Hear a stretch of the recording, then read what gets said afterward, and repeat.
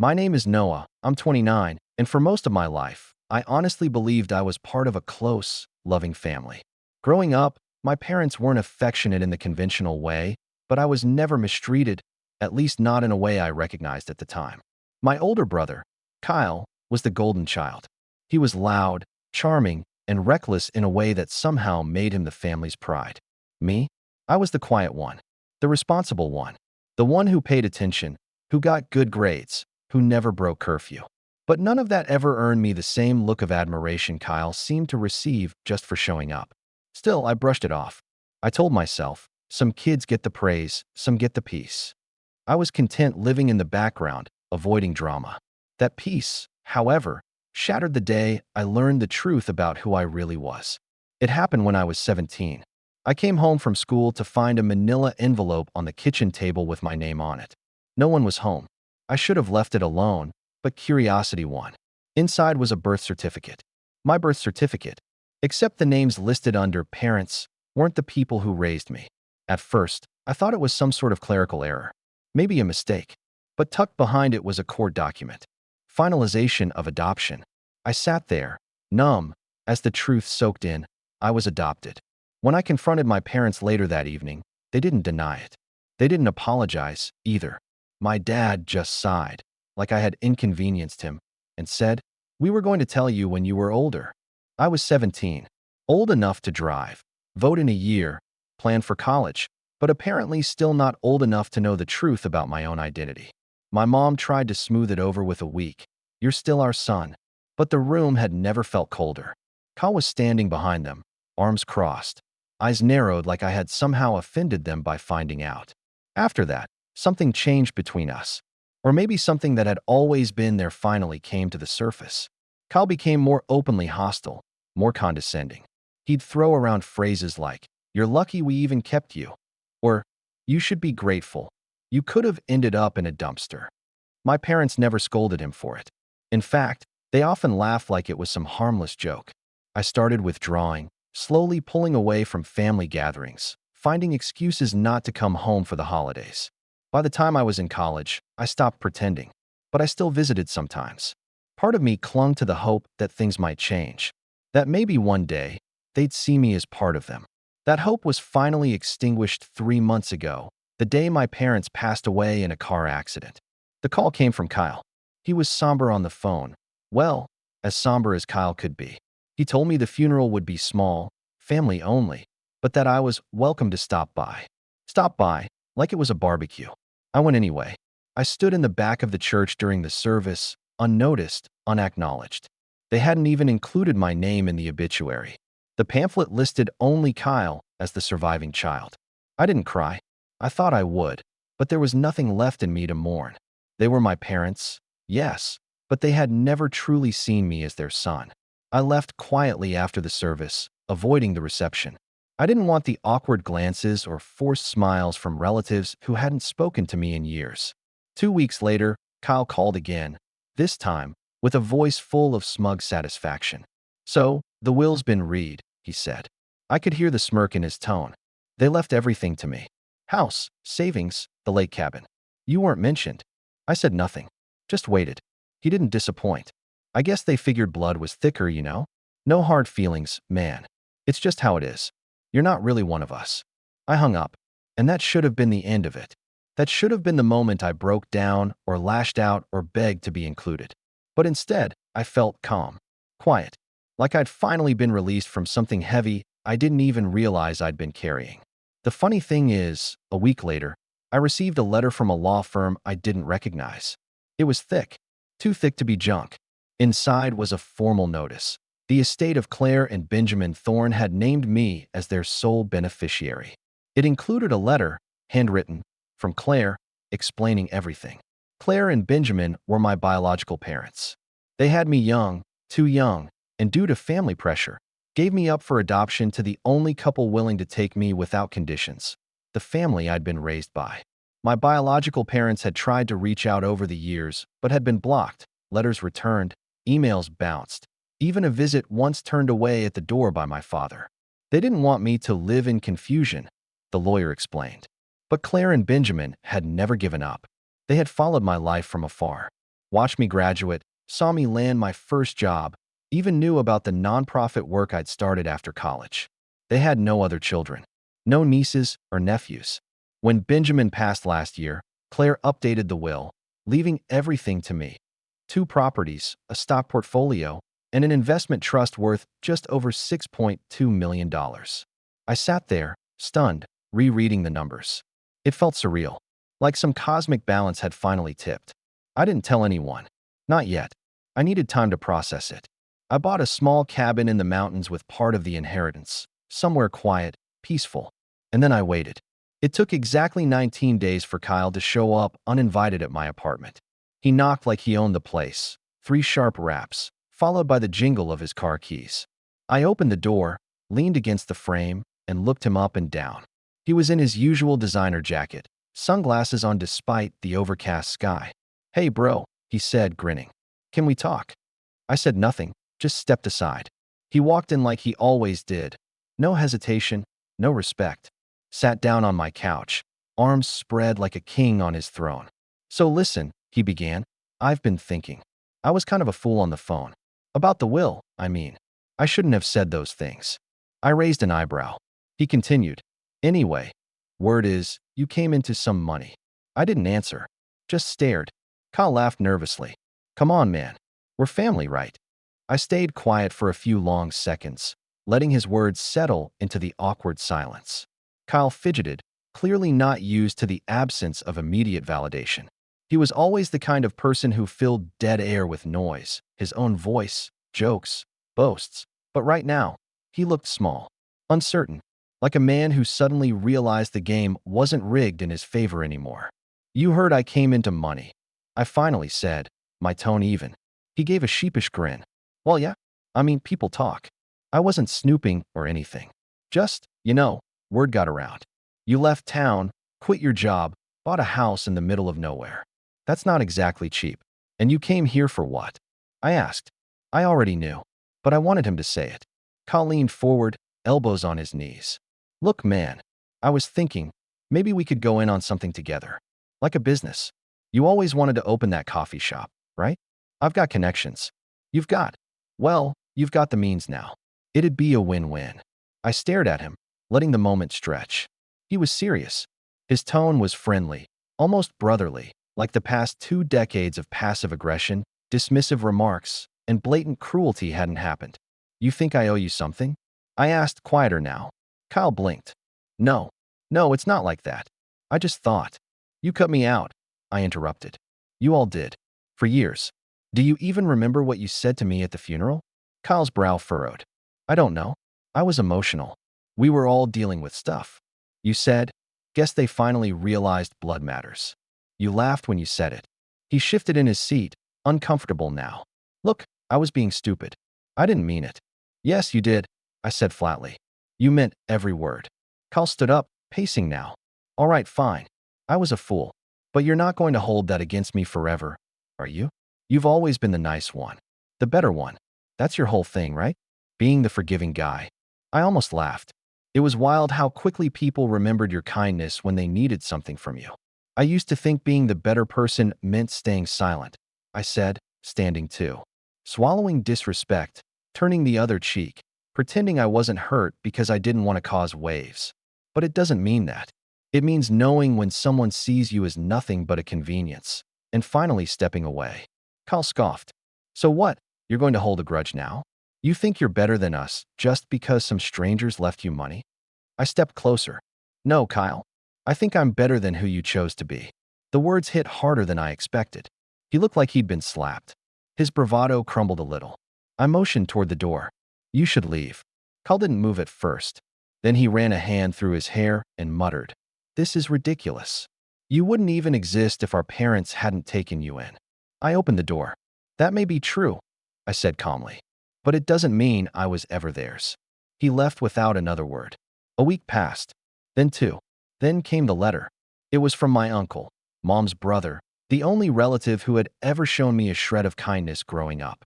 He'd always been a bit of a ghost in the family, living overseas, sending the occasional birthday card, quietly disapproving of how my parents treated me. The letter was long, handwritten, and full of warmth I hadn't felt in years. I just wanted to say I always knew you were different, Noah, not in a bad way. In a better way, he wrote. Your father, my brother-in-law, was too proud to admit it, but you were the one who kept that house running. You were the one who held them all together.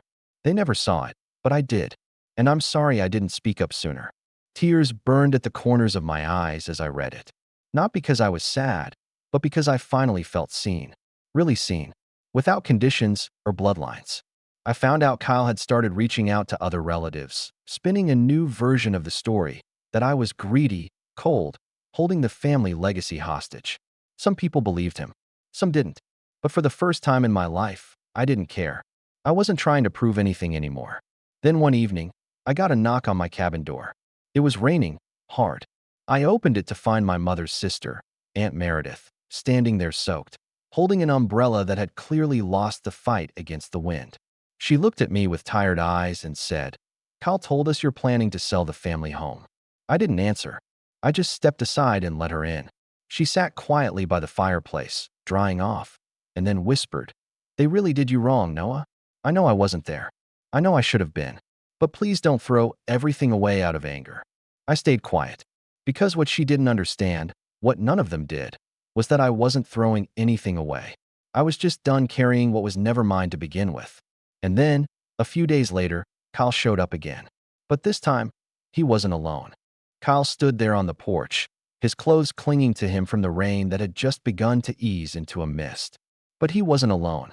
Behind him, wrapped in a sleek beige trench coat and holding a patent leather handbag like it was a sword, stood Valerie, his wife. I hadn't seen her in at least 2 years, not since their wedding, which I wasn't invited to. The memory still stung, though I'd buried it beneath layers of polite indifference. Valerie didn't say anything at first. She just stared at me, her expression unreadable. Kyle, on the other hand, didn't waste a moment. Noah, he began, like we were continuing a conversation instead of reigniting a decades-long fire. Look, I know the other day didn't go how we wanted. How you wanted, I corrected, crossing my arms. He nodded stiffly, glancing back at Valerie as if to draw strength. Right, what I wanted. But we were hoping, maybe we could talk again. All 3 of us. Sit down. Start fresh. I looked at Valerie, waiting for her to speak, but she just stared over my shoulder, like acknowledging me would somehow lower her status. She'd always carried herself like she was doing the world a favor just by existing. What is it you really want, Kyle? I asked, not moving from the doorway. Because I doubt you came all the way out here in the rain to say sorry. Kyle flinched at that, then chuckled nervously. Okay, fair enough. Look, we've run into a few issues. With the house. And the taxes.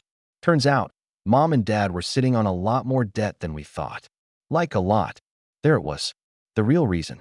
Valerie finally spoke, her voice sharp and controlled like the click of a cold engine. We're not asking for a handout, Noah. Just a loan. Temporary. Just enough to help us refinance and avoid foreclosure. You'd get it back. With interest. I felt a flicker of something then. Not anger. Not yet. But the deep, quiet realization that they had never understood me. Not once. Not as a child. Not as a teenager. Not even now. They still saw me as someone they could use. I said nothing. Just opened the door wider and stepped aside. They took it as a victory. Of course they did. And walked inside without hesitation. I let them sit. Kyle went to the couch like he owned it, same as last time. Valerie perched on the edge of the armchair like she was posing for a magazine shoot. I sat across from them, hands folded. Kyle began rattling off numbers. Percentages. Interest rates. Paper-thin plans held together by financial duct tape and desperation. Valerie occasionally added a detail. We'd be able to pay you back in under 6 months, or Kyle's contact at the bank said this could work if we bridge the gap, but I barely listened. Instead, I watched their faces, their eyes, their posture, and I thought back to my graduation when no one showed up, to the Christmas I spent alone while they vacationed in the Bahamas, to the dozens of moments I told myself maybe next time they'll include me. When Kyle finished his pitch, I let a beat of silence pass. Then I asked, Do you remember my 17th birthday? He blinked. What? My 17th, I repeated. Do you remember it? He shrugged. I mean vaguely. That was forever ago. I remember it clearly, I said. I got a watch. It was used. The band was cracked. The glass scratched. No card. No cake. You got a car the year before. Do you remember what Dad said when I asked why I didn't get anything like that? Kyle frowned. Come on, man. That was ages ago. He said, we don't invest in things that don't belong to us. Silence. I turned to Valerie. And your bridal shower? You told everyone you couldn't invite me because he's not actually family, that it would just make things awkward. Valerie looked away, color rising in her cheeks. I stood slowly. You've spent years treating me like a placeholder, a background character in your perfect little family drama. And now you show up with your hands out, thinking I owe you something. Kyle stood too. We're asking for help, Noah. That's what family does. No, I said quietly. That's what you do. I survived without your help. You cut me out. You made sure I always knew I was replaceable. You stood by when your parents erased me from their will because I wasn't born into your bloodline. His jaw clenched, but he didn't interrupt. I walked to the window, watching the mist settle over the treetops. Then I turned back. Claire and Benjamin didn't just leave me money. They left me a letter, a life they had dreamed of sharing with me. They watched me from afar because your father told them to stay away. Valerie whispered, you're being emotional. I looked at her, dead in the eye. Yes, I am. Because for once, I don't have to pretend I'm not. Kyle stepped forward. Noah, come on. I raised a hand. You need to leave. Now.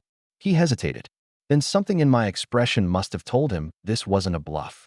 He grabbed Valerie's hand, muttered something under his breath, and they walked out into the mist. I didn't follow. I didn't watch them go. I just stood in the silence, heart pounding, not with anger, but with clarity. For the first time in my life, I had set a boundary that no one could ignore. But the story didn't end there. Because what I didn't know yet, what I would soon find out, was that Kyle wasn't done. And the next time he showed up, he didn't come for money. He came with a lawyer.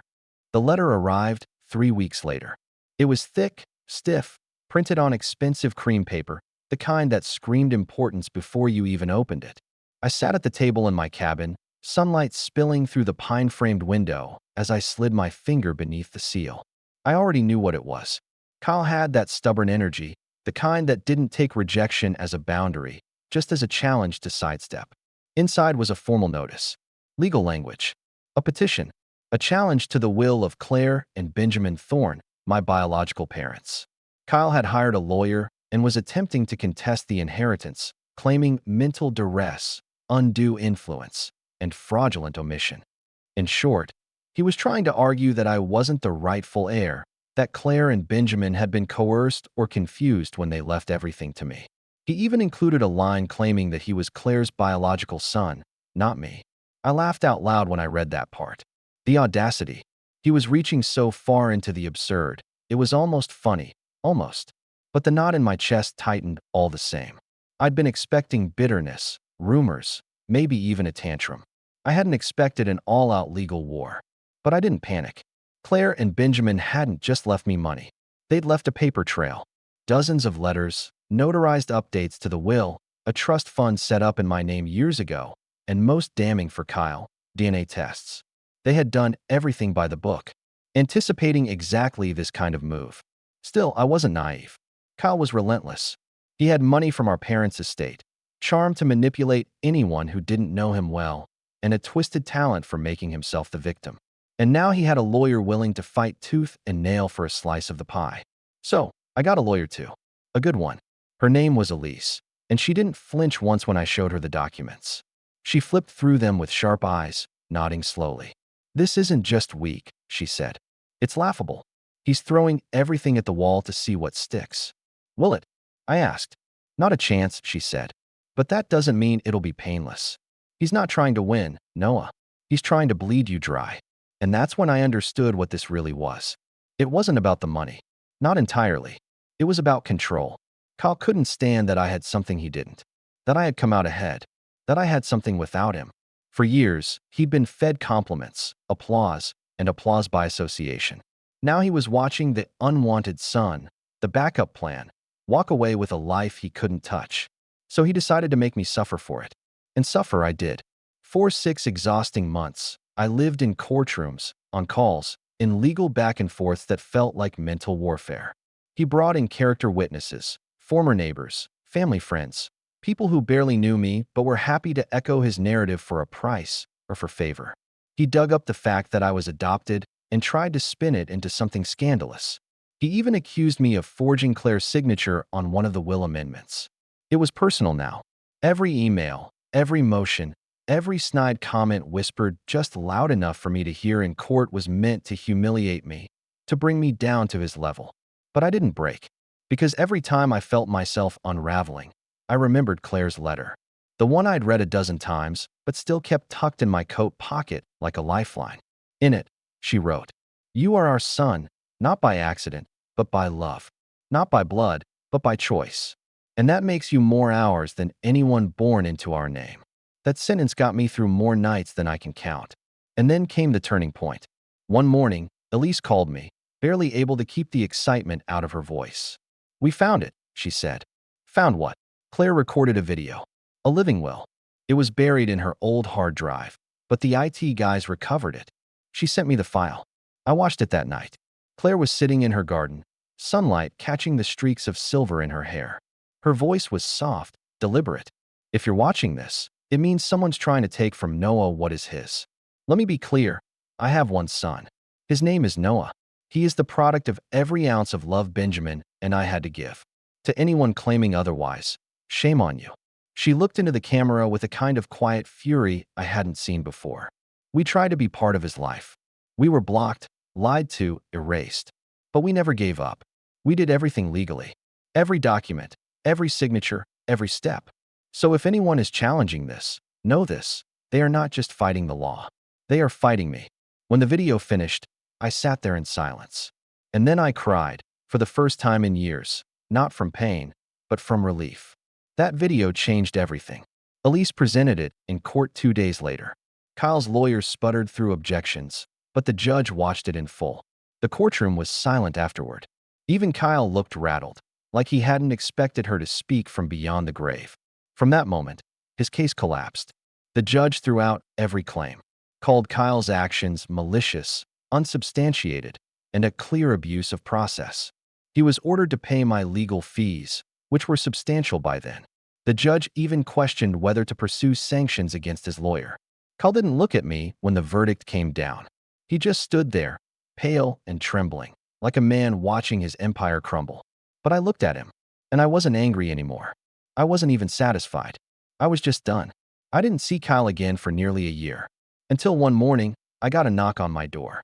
There he was, gaunt, eyes sunken, dressed in clothes that looked a size too big. Time had not been kind to him. He looked like a man who'd finally realized the spotlight wasn't coming back. "I'm not here to fight," he said, voice barely above a whisper. I said nothing. He looked down at his feet. "I lost everything. The house. Valerie left. I've been crashing with friends. I made a mess." Still, I said nothing. I just wanted to say, I was wrong. There was a long pause. "I was wrong about everything. About you. About the way I treated you. I don't expect forgiveness. I guess I wanted you to hear it from me."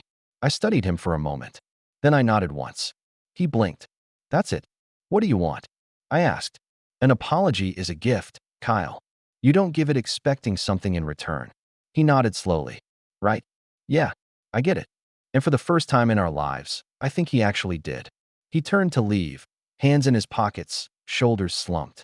I watched him walk away, disappearing down the road into the trees, into his own life, whatever was left of it. I never saw him again. But that was okay, because I had a family. Not the one I was born into or adopted by, but the one who chose me. Claire, Benjamin, a quiet couple who had spent years in the shadows, trying to reach their son through a wall they didn't build but never stopped trying to climb. Their legacy wasn't just in the money or the properties. It was in the peace they gave me, the love they never stopped offering, and the strength they planted in me long before I ever knew they existed. That's the real inheritance, and no one can ever take that away.